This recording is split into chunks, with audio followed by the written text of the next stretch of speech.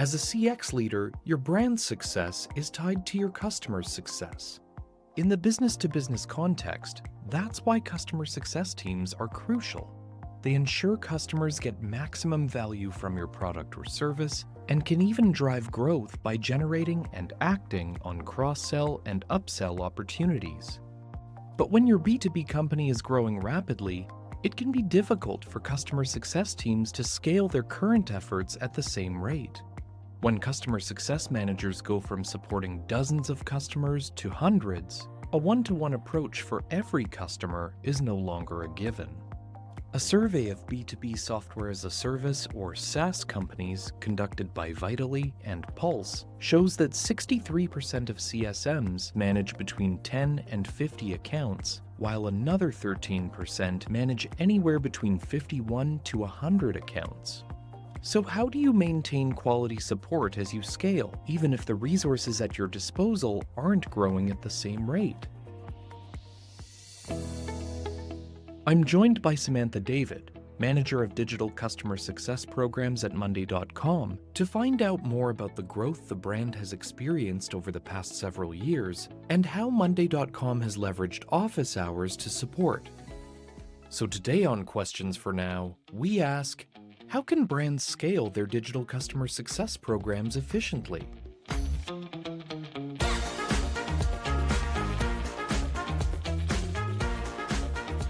Welcome to Questions for Now, a podcast from TELUS Digital, where we ask today's big questions in digital customer experience. I'm Robert Zirk. What you're hearing is the sound of me marking the intro as complete on Monday.com. The company describes its platform as a work operating system that allows organizations to build work management tools and software applications to fit their every need, while intuitively connecting people to processes and systems. Launched in 2014 and used by 245,000 customers across more than 200 industries, Monday.com has the ability to integrate with other tools and apps, and it also offers more specialized solutions for different teams, like its work management, CRM, service, and dev products. During the COVID-19 pandemic, Monday.com experienced a great deal of growth driven by the need for digital solutions to manage remote team collaboration. Its customer base grew from more than 87,000 customers in Q4 of 2019 to 152,000 customers in Q4 of 2021. As we started our hypergrowth phase, we were moving towards an IPO in 2021 as a way to support this larger group of customers in a more strategic way. Meet Samantha David, Manager of Digital Customer Success Programs at Monday.com. Shortly after joining the customer success team 5 years ago, Sam's role shifted to include building the Scale Touch segment, which essentially means creating digital programs to balance personalized service with automated interactions as Monday.com grew. At the start of 2025, her role expanded to cover all of Monday.com's customer success managed accounts. Customer success has always been a priority of ours, but as our customer base was growing super rapidly, we didn't want to overpromise on support, but not be able to follow through.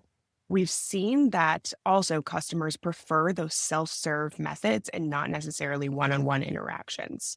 Digital was a way for us to influence the customer at a larger scale, but also develop processes for us to identify either opportunities, potential risks for the CSM to intervene, and create those avenues to allow the customer to reach out to a CSM or interact with a CSM when they need it. From there, I took ownership in the program aspect of Scale and started building out our first iteration of office hours. Those were meant to support just Scale Touch customers at the time to allow our Scale CSMs to be able to do more with their book of business, since they were now supporting hundreds of customers instead of about 30 to 50.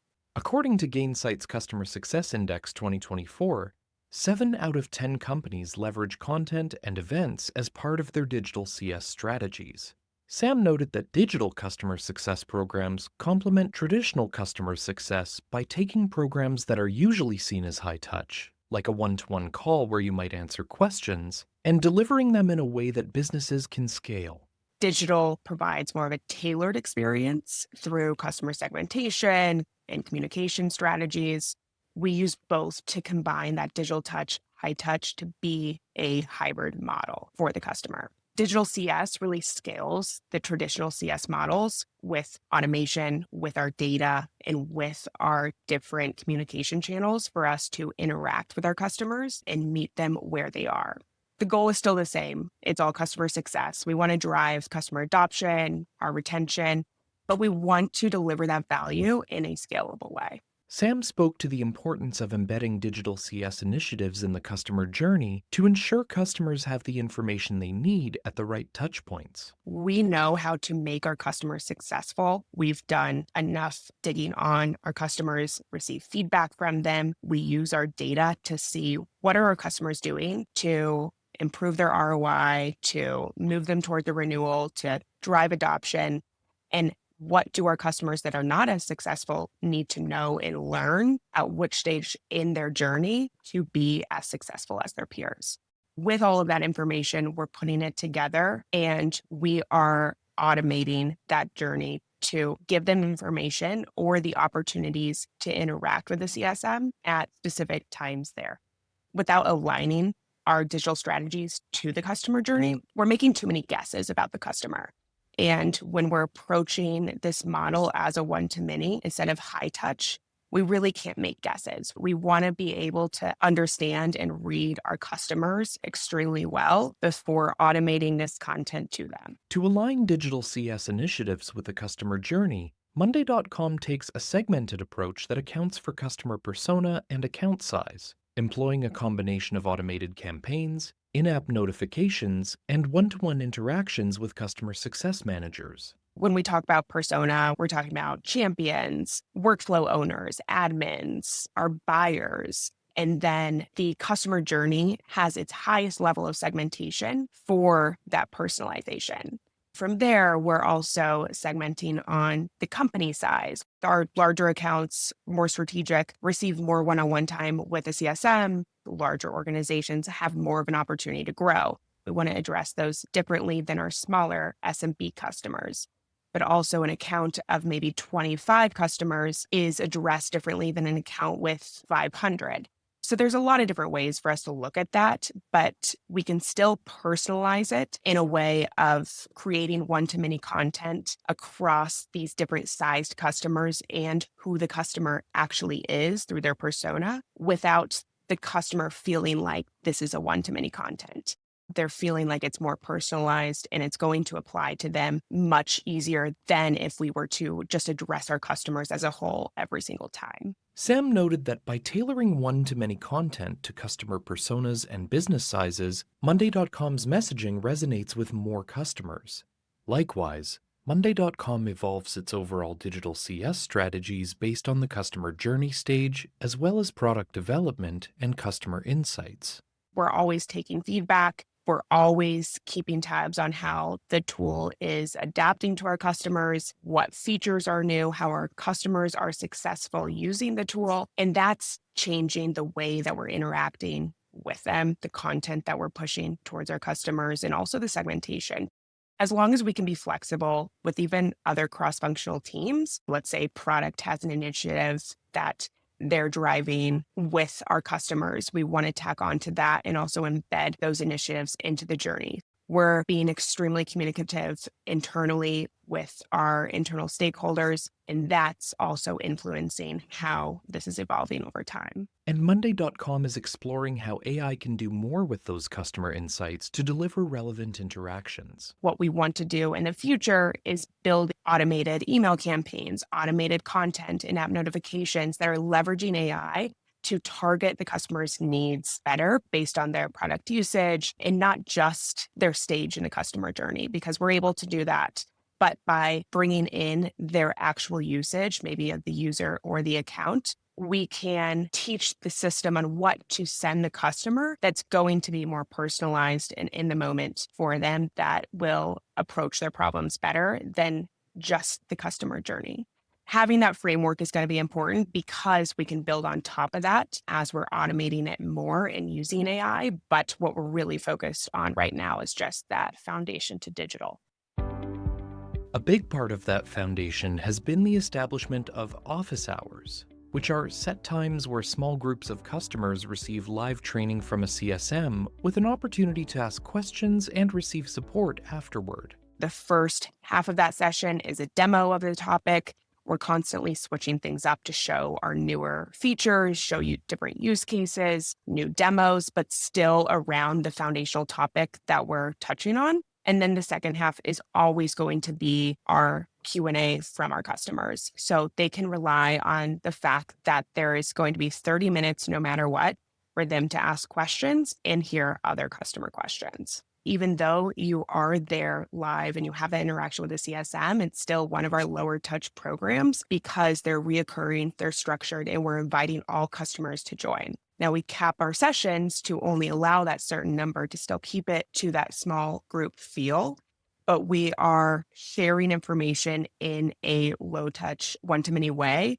but also using the back end of those sessions to answer questions for our customers in more of that live atmosphere and really using those recordings or repurposing that content that we're sharing with the customers, putting it in other avenues of communication, taking that feedback, or a question is asked and we take it a step further with that customer. Maybe we identify that opportunity for upsell on one of these calls. We connect them with their CSM to address it and they can follow through. Through the implementation of office hours, CSMs can be more strategic about the time that they allocate to one-to-one interactions.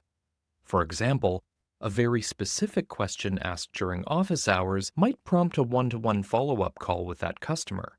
Conversely, a CSM can address frequently asked questions more efficiently by suggesting office hours to customers. We want to invite these customers to join that reoccurring office hour on foundational Monday topics or just our general Q&A sessions to have the CSMs on office hours address these questions. And then the CSM will take it a step further by being more strategic with their customer. So we're taking that time out of the CSM schedule and putting it onto the program side. And then the CSM can do what they do best, which is being strategic, account planning, and understanding the underlying goals of a customer that we're not really able to determine as well with digital. Instead of the one-to-many content, CSM can be very personalized, but at least the customer is getting that baseline knowledge of where they should be and getting those questions answered to meet them at step 1 instead of step 0. Sam described how office hours began as Monday.com started building its Scale Touch segment. We started very small. We had these about every other week, and we marketed them to only our Scale Touch customers through one-on-one conversations and sometimes our one-to-many campaigns when we were running them, which those were very early on as well. We barely had any customers at first. I remember having to cancel most of them because our customers just weren't attending, and we almost scrapped the entire program as a whole. But what I realized is that it takes so long to build the awareness for this type of resource that a lot of what we saw with our customers is that they really appreciated this being a resource to them. We couldn't offer them as many one-on-one support hours as other customers, but they really liked that this was part of the offering from our customer success team.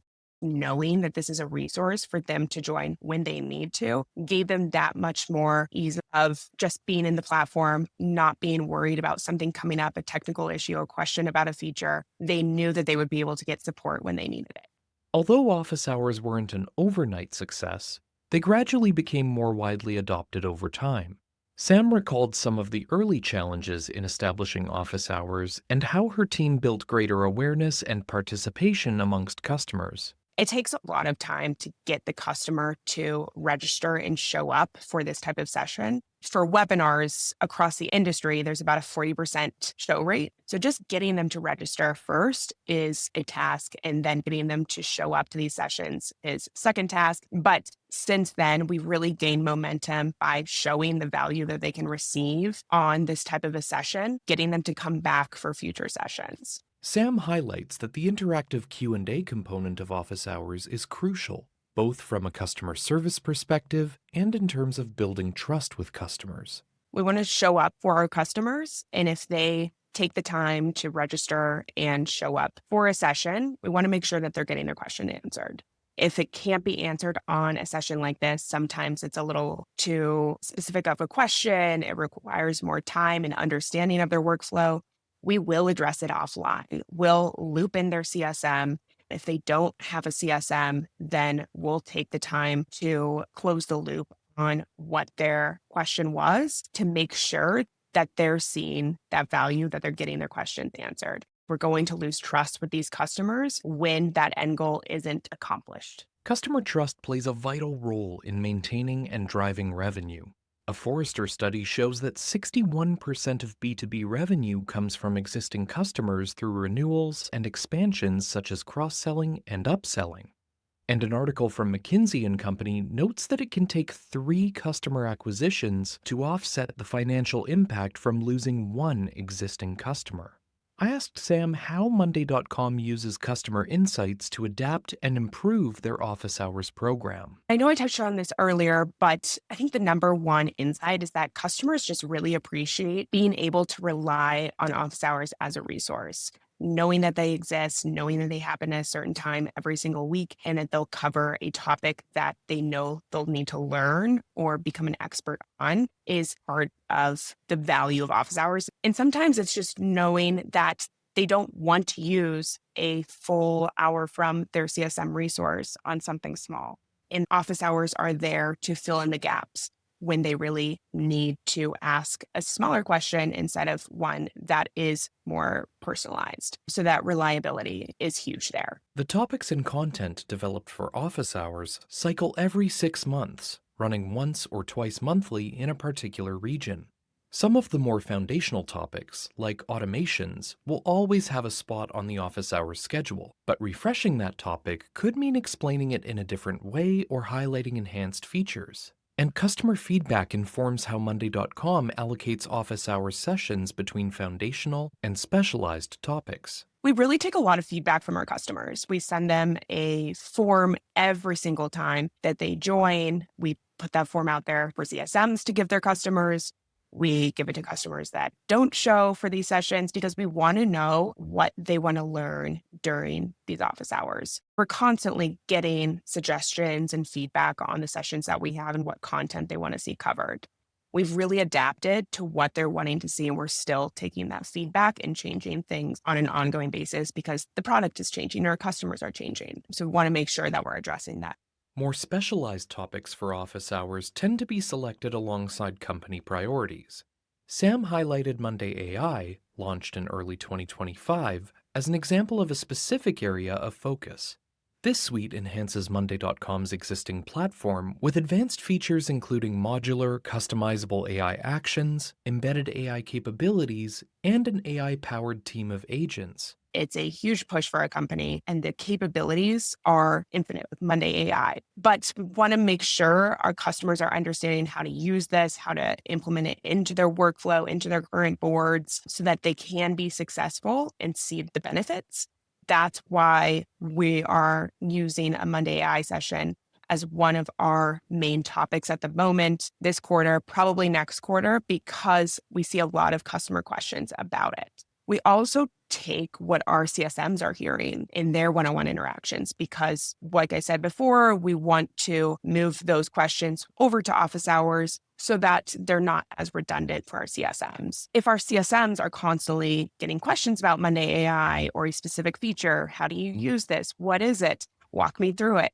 Let's use office hours instead to approach that question so that every single time you're hearing about that from a customer, you can direct them to office hours instead because it's a highly requested topic. With customers all around the world, Sam noted the importance of localizing office hours to different geographies to ensure as many customers as possible can participate regardless of time zone. Office hour sessions are meant to be live. So something that we've had to think about is offering sessions across the globe.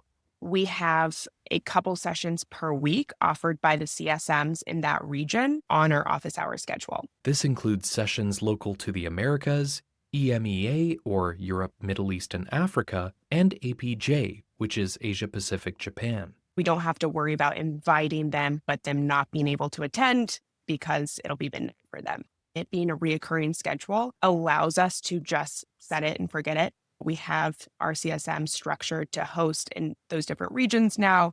All we need to do is just allow the customer to register. Having gone through the process of setting up office hours herself, Sam's advice to any customer success manager looking to do the same is to start small. I've seen others get way into the weeds of having a fully blown out program, of a complex schedule, having multiple sessions built out, all the follow-up information, and also embedding it into every single piece of their one-to-many content. But that's something to move towards and maybe not start with, just so you can get it off the ground.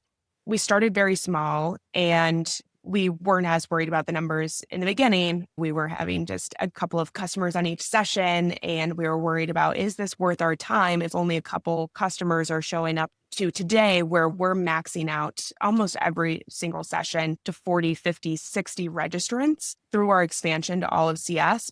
But we built the structure as we determined what our customers wanted through learning what our customer feedback is, taking CSAT from them, giving them feedback forms to get their suggestions on what content they want to see, what times work for them, how often they want to join, things like that. That will influence the structure that you're building. But I think it's better not to have that fully blown structure in place at first, so you can be more flexible with adapting to your customers. So being consistent with that recurring time, with how you structure these sessions, the communication of them, things like that is going to be really important when you're starting this from the beginning. The biggest obstacle most frequently identified by businesses in scaling their digital CS initiatives is demonstrating ROI through analytics, with 33% of respondents citing this as their top challenge in Gainsight's Customer Success Index 2024. I asked Sam about the specific metrics Monday.com uses to assess the impact of office hours and how they influence the direction of the program going forward. Something we've been tracking since the beginning is just our registrant numbers, the attendees, our attendance rate. Are customers actually showing up to the session live, not just registering? How can we get them to show up live? Our CSAT feedback from them. That's all showing us just a general picture of the program performance. Not as much of the impact side of things, but we wanted to start with the program impact. Are they receiving value when they leave? That will be determined within CSAT. Are we able to answer questions? And also, are we seeing return customers to these sessions because they want to come back for more? That all goes into the metrics that we're tracking to determine how we're making those small changes to better approach our customers. We also didn't have as much access to data at the beginning when we first rolled these out. And I would say that's something else as a piece of advice to CSMs that are looking to implement their office hours. Don't be as focused on the data at first.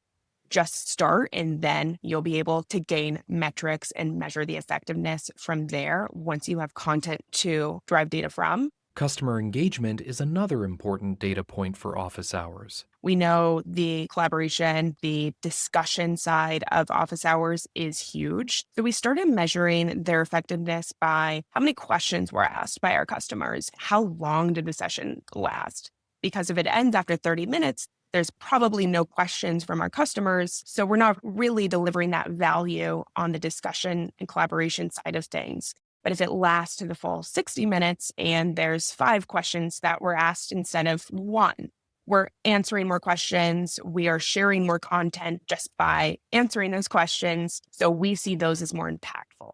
Those numbers have increased over time. So our CSMs are doing a better job at driving that conversation with our customers to get them talking more, to get those discussions going. And now we're seeing more customers return than we had before.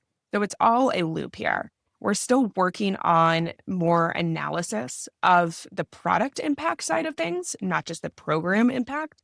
How are these sessions impacting the way that our customers are using the product after they attend a session? Are they taking what they learned and implementing it? Are we addressing some of our main CS metrics, adoption, retention, growth, things like that through office hours, and that being a resource for them? Sam noted that while Monday.com is in the early stages of tracking the impact of office hours on feature adoption rates, it will be an important area of assessment going forward. We're still learning from the data that we have in front of us, and we're going to be looking at it month over month. We only have a little bit right now to look at, but it's something that's going to grow with us. But it's also something that we can apply to every program within digital. Did we impact the feature that we're sharing through this content? Are they using it more 30 days after versus 30 days before? Is their account using this feature more actively than they did before? Are we influencing not just the user that attended, but everybody within their team, within the account, looking at their performance before and after, either interacting with this content, attending an office hour, clicking on a resource? That's something that we're just now getting into analyzing a bit more because we have that data now. It's finding the data. It's also creating the structure to analyze it. It's different than a lot of other things that we're analyzing within CS, because this is being driven from very specific digital engagements and tracking the emails, tracking the office hours, which we haven't tracked before other than our one-on-one communication with our customers. While office hours remain an important part of Monday.com's customer success program, customer preferences for receiving information and support are continually evolving. Looking forward, Sam views several emerging trends that underscore digital CS as an essential component of every B2B company's CS strategy. The first being that digital CS programs must be universal. It's not just something that's for low-touch customers, but it's for all CS segments or all customer segments within an organization. Taking your current resources and putting them into the customer journey, just being the basis of digital success and making sure that we are meeting the customers where they are. The second is community-led success. I think there's a way for us to look at this within digital with our office hours and building the community that way, but using our customer peers to influence each other rather than hearing from that point of contact at the company. We're here to influence the customer, teach them, support them. But sometimes what their peers say goes that much further than what we say. And finally, Sam highlighted AI-driven personalization. Using AI as that predictive tool to create more personalized content for our customers, maybe based on how they're using the product, based on their personas, anything that we can read on the customer, the data that we have access to, and creating the channels and the content based on what we know. And also just learning, is the way that we're approaching our customers working? Can we change that in any way? Can our AI adapt to how successful our customers could be and alter the content and the channels that we are using to better fit our more experienced customers and be more successful with this digital content? To wrap up, Sam reiterated that one of the key factors of digital customer success is starting small so that you establish consistency as you begin to scale. Starting a program, seeing how your customers interact with it, and measuring the success, building it and structuring it from there without digital programs being something that seems like a project that's too big to accomplish and that's going to take a while to lay down the foundation or to build for your customers. I think just starting really small on those quick takeaways for your customers to see value in it and constantly iterating on what they're receiving and what our product is doing to better fit the need for our digital success programs. I think that's customer success in general. We're not people that are going to sit still and do the same thing over and over again. We're a department that is constantly evolving based on what we're seeing, the industry, our product, our customers. So we're used to that change. But I think with digital, you have to be a little more fluid with the change than before because this is all new.